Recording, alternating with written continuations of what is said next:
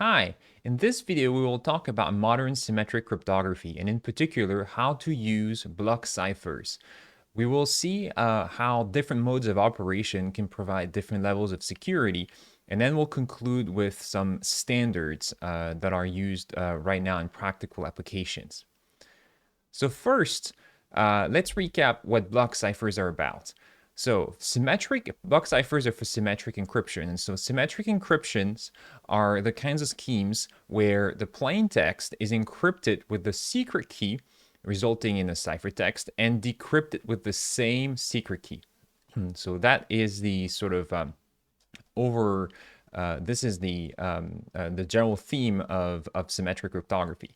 Now, block ciphers themselves don't act directly on the message. Instead, they act on blocks of data of fixed length. So, for example, 128 bits or 192, 256. These are typical values of the length of a block that is taken as input by a block cipher. It takes also as input a key, which is going to be a secret key in this case. And it realizes a permutation. So what it means is every possible input, which is a block of a length of, let's say, 128 bits, will result in a unique possible output, which is a block of the same length. Okay, so it's what's called a permutation. So one-to-one function for any given key. It also can be inverted, and that's really important because when you have to decrypt, a lot of the ways that we use block ciphers will include using the inverse of the block cipher, but not all the time. We'll see at least one mode of operation where somehow we manage to decrypt without ever having to invert the block cipher. An IV needs to be used at some point when we use the block cipher. And so an IV stands for initial value. Initial value, for every message that we encrypt with the same key, we want to use a different initial value so that the same message encrypted twice with the same key will result in different encryptions, and that's to ensure semantic security. So first, let's see how to not use a block cipher. So we will introduce here the most sort of obvious mode of operation and explain why, in fact, it fails the most sort of elementary notion of security. So what is the electronic codebook mode?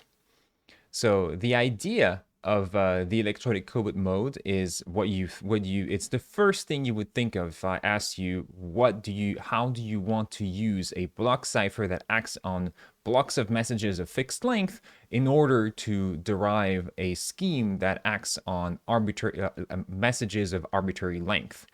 So you chop the message into blocks of size compatible with the block cipher, and then you use the key to encrypt each block independently. Okay, so that is the electronic codebook mode, otherwise known as ECB. Now, the idea is this fails semantic security. So before I recap what semantic security is about, I would like to remind you that as we saw in a previous video, the gold standard in terms of security against passive adversary is it's perfect secrecy. Now, perfect secrecy, thanks to Shannon's theorem, we know requires keys that are the same length as the message, which is highly impractical. So every scheme here that we discuss in this module uses very small keys, like at the order of the length of a single block. So say, for example, keys of the orders of length 128 bits or maybe 192 to 156. These are typical lengths. And then the messages that we will want to encrypt with that are arbitrarily long, possibly megabytes or gigabytes. So what it means here is that we'll not get perfect secrecy. Instead, what we get is semantic security, which is the sort of like second next best thing, right? So it's what we want in practice. So let's recap what that security notion is about. It was the object of a previous video. So in this security game, we have a challenger who draws a secret key at random, playing against an adversary. Okay, so the adversary here chooses two messages, so two plain texts that are different, and sends them to the challenger. The challenger uses the key and flips a coin to find one of these two messages at random, encrypts it, and sends it back to the challenger, so the adversary, sorry. And the goal of the adversary is to decide which plain text was encrypted in the ciphertext that they receive. So now let's see why the electronic codebook mode is insecure. So here I'm just going to describe an adversary who trivially wins this game all the time, okay, by making a careful choice of messages to send to the challenger. So in this game, so I'm going to define exactly the behavior of the adversary that's going to win this game. They choose the adversary chooses two different messages of two blocks. One of the blocks, so let me perhaps remind the audience here that the two messages have to have the same length, obviously, for this game to even make sense. But that's not a problem for our adversary because they can choose two messages of the same length of two blocks, one of the messages consisting in two repeated blocks, and the other message corresponding to consisting in one block and another one that is different, okay? And then they send those two messages to the challenger. Now the challenger chooses a secret key at random and chooses one of those two messages to encrypt. Now, assuming the message that is chosen is the one that consists in two different blocks, then because the block ciphers are a permutation, the encryption will also consist in two different blocks of encryption, okay? And so that will tell our adversary that this had to be the message, okay, that was sent. Now, they don't necessarily know how to anticipate the exact nature of those two blocks, but that doesn't matter. All that matters is that those two blocks are different. Now, on the other hand, if our challenger chooses to encrypt the message consisting in two repeated blocks, then this will yield, again, because the block cipher is a permutation, this will yield a ciphertext that consists in two identical blocks, and that tells our adversary that the original message, the one that was encrypted, was the message that consists, the plain text that consists in two identical blocks. In every case, the adversary wins. So ECB is not semantically secure. Now, perhaps one of the most spectacular visual interpretation of semantic security is when you encrypt an image with the ECB mode, because it might sound a little bit abstract, this notion of security, where we have an adversary playing the security game, choosing any message they want. And one could say, well, I really don't think that that we should strive to attain semantic security. But you can really see on encryption of images what happens if you use a block cipher in a mode that is not semantically secure. So imagine that you encrypt pixel by pixel using the ECB. So let's say each block is a pixel. So what's going to happen is, so let's take an image here and encrypt it with ECB. Now, what do you observe? Each pixel, because it's a permutation, each pixel of the same color will result in an encrypted pixel of the same color. Now, the correspondence, it could be that it's completely unpredictable to you what the black color, for example, is going to be encrypted into. But the fact of the matter is that you'll still see the shape, okay? And that reveals something about the plain text, okay? So you don't know exactly what ciphertext you're going to get, or conversely, if you see this, you don't know the exact colors of the penguin, but surely you know it is a penguin. So it means that the ciphertext obviously reveals information about the plain text.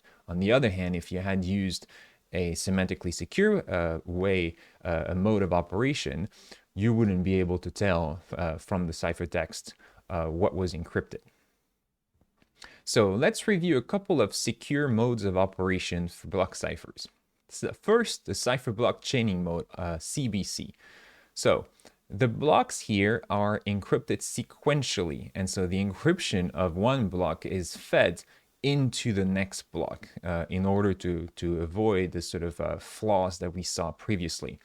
So here you see the first block of plain text gets XORed bit by bit with the initialization vector. Remember, this one has to happen here. You choose a public value for the initialization vector, and it will change every time you encrypt with the same key. Okay, now you XOR, and it goes into the block cipher with the key to produce the first block of ciphertext. Now, this block is then fed to the second block by first XORing it with the second block of the plaintext and then sending it as input to the block cipher, thus producing the second block of the ciphertext, and so on and so forth. Now, how to decrypt?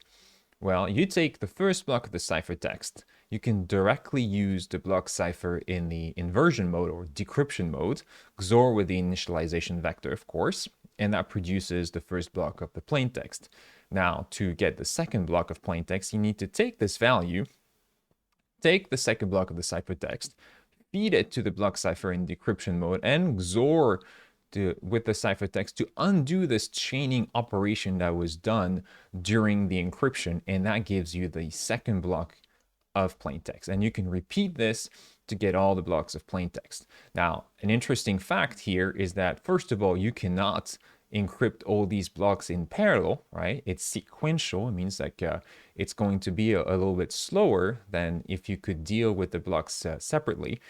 And also, if you start making mistakes, well, those mistakes can propagate, okay? So these are sort of drawbacks of the CBC mode.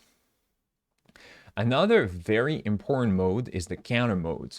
Why is it important? Because it basically shows you how to use a block cipher to produce a stream cipher. Remember, a stream cipher can be done by feeding a small key into a pseudo-random generator to produce a key stream of the same length as the plaintext. Okay, and then that key stream is XORed bit by bit with the plaintext to produce the ciphertext. And then to decrypt, you repeat that operation exactly. So producing the ciphertext, producing the key stream, and then XORing the key stream to the ciphertext to produce the plaintext. Okay. So the counter mode, you can put, so to produce the counter mode, you feed the block, so they feed the block cipher with blocks that have nothing to do with the plaintext in order to produce the key stream. Okay, so each block consists in the nonce or IV. Okay, this is really the same thing. And a counter. So the block number 0 has counter equal to 0, then the block number 1 has counter equal to 1, and the block number 2 has counter equal to, and so on and so forth, okay? So each of these blocks are different, and then they're being passed as input to the block cipher to produce a chunk of the key stream. And each chunk is then XORed with the plaintext, okay? So that's how you use a block cipher to make a stream cipher. Okay, so these two notions of encryption, of course, are very related. Now, fun fact, whenever you're trying to decrypt with a block cipher used in counter mode, you still use the block cipher in encryption mode. You do not ever use the inverse of the block cipher. So it's very special in that way, that you never use, even to decrypt, you don't use the decryption mode of the cipher, of the block cipher, okay? And that's because, of course, when you have a stream cipher, the encryption and the using a pseudo-random generator, the encryption and the decryption proceed in the exact same way. You need to recreate the key stream to decrypt and then XOR this key stream bit by bit. Now, let's see what are typical block ciphers that are used in real life. So From 1977 to 2001, the standard from the NIST was the data encryption standard, so otherwise known as DES. So what did DES look like? So this is no longer in use, but it's interesting for historical reasons.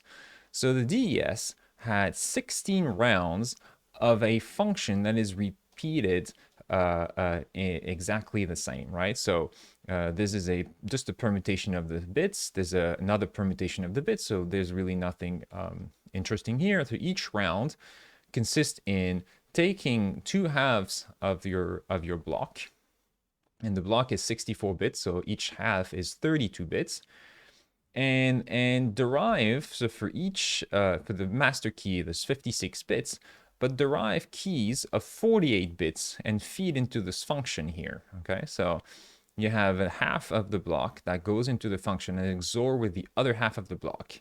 Okay, that's it. And then you invert the two blocks and you repeat the operation. Okay, now this f, the Feistel function, we're going to just zoom in the next slide. So what does it look like? It takes your half block, expand it in a way that does not even depend on the key, okay, to 48 bits, then XOR with the key bit by bit, and then send each block here. So you cut your block into into 8 small blocks, and each of those smaller blocks goes into what's called an S box. Okay, so these S boxes are very important because they're hard coded. They don't really have any interesting nice formula, right? They have lookup tables, and the goal of these S boxes are precisely to limit the linearity of your cipher. So you don't want, basically what you don't want is just have those kinds of operations where you XOR bit by bit the message with something that depends on the key. Okay, so this is a linear operation, and this basically happens to make sure that the cipher does not behave as like a linear function. Okay, so yeah, so that's pretty much how it was done. Now the DES is no longer secure for so many reasons, including the fact that the keys are much too small now with respect to the power of the computers as of now. So in 2001, a new standard was designed, the AES, the Advanced Encryption Standard. So it operates on block sizes of 128 bits, and it has different modes of operation. One for keys of length 128 bits, so same size as the block, or 192, or even 256, but all the time for the same block size of 128 bits. So it works in the sort of following way. You have input, so you divide the 128 bits into a 4x4 array of bytes. Okay, a byte is 8 bits, and that's your plain text. Okay, now lots of rounds happen, okay, where this gets shuffled and, you know, key material is used in order to further obfuscate the message.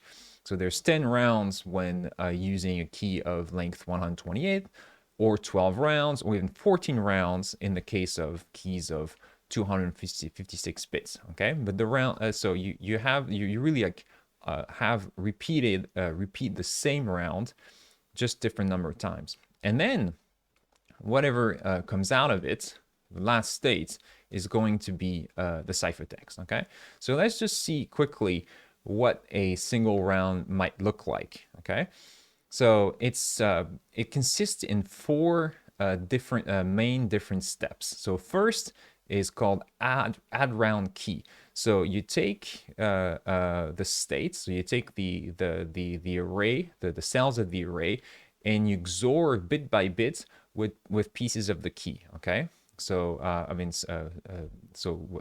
pieces of the key, that is key materials. Okay, so this is a linear operation. Then subbytes, which consist in applying S boxes pretty much in the same way as for the DES. Okay, so this is essentially a non-linear step. Okay, and you really need that because you don't want the cipher to be linear. Then shift rows that simply consist in shifting the rows. So this is the first row of your array, doesn't get shifted. Then this one gets shifted by 1 towards the left. This one gets shifted 2 to the left, and this one gets shifted 3 to the left, where, you know, in a cyclic sort of way. And finally, mixed columns just consist in performing a linear operation on this matrix, okay? So, so these are the sort of 4 main steps that happen during the round function of the AES. Okay, so you see linear operations and also the S boxes that are inherited from the design of the DES. So that's it. Thank you very much for your attention.